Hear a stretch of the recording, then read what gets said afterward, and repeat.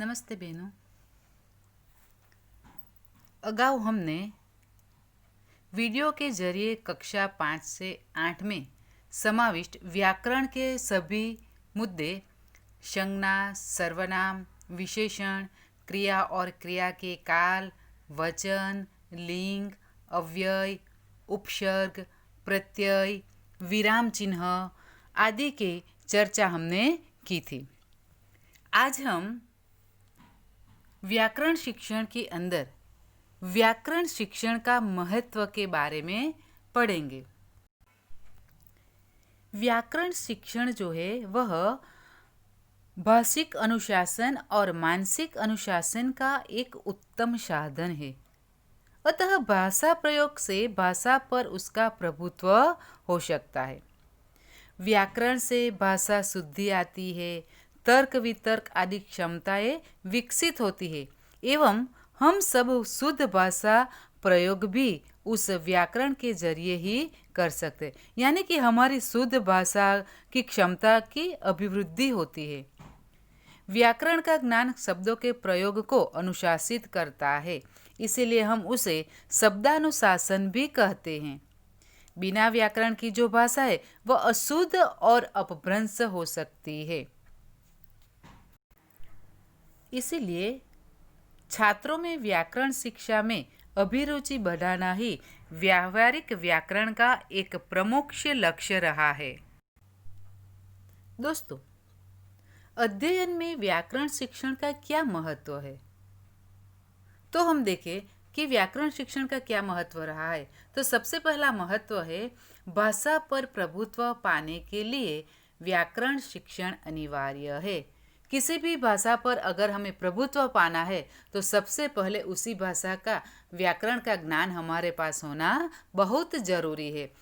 जैसे कि कदाचित हम गुजराती भाषा सीखे, कदाचित हम इंग्लिश भाषा सीखे, तो उन भाषाओं पर प्रभुत्व पाने के लिए सबसे पहले हमें उन भाषा के व्याकरण का ज्ञान प्राप्त करना पड़ता है। दूसरा महत्व है भाषा में शुद्ध तथा अशुद्ध प्रयोगों की परख करने में व्याकरण उपयोगी है। व्याकरण के जरिए ही हमें भाषा शुद्धि जान सकते। भाषा शुद्ध है या अशुद्ध, यही व्याकरण के माध्यम से ही हमें पता चलता है। अतः भाषा में शुद्ध तथा अशुद्ध प्रयोगों की जानकारी के लिए, उसके परख के लिए व्याकरण उपयोगी बनता है। तीसरा महत्व, व्याकरण भाषा का सच्चा मित्र है। व्याकरण शिक्षण से भाषा संरचना शुद्ध होती है।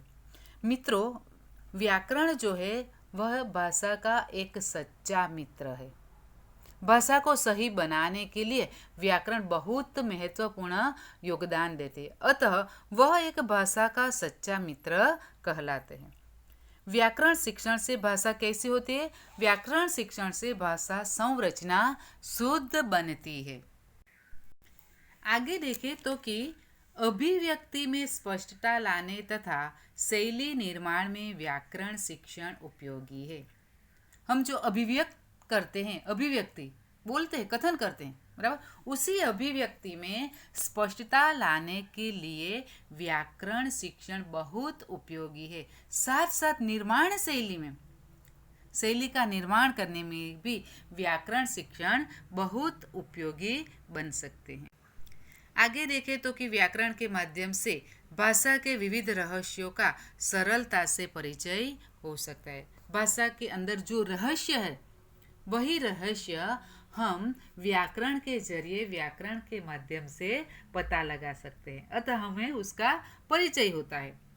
व्याकरण द्वारा तर्क वितर्क की सटीक अभिव्यक्ति का कौशल विकसित हो सकता है। हम जो कुछ तर्क वितर्क करते हैं, कुछ सोचते हैं और उसकी सटीक अभिव्यक्ति का जो कौशल प्राप्त करते हैं वह व्यावहारिक व्याकरण के माध्यम से ही करते हैं।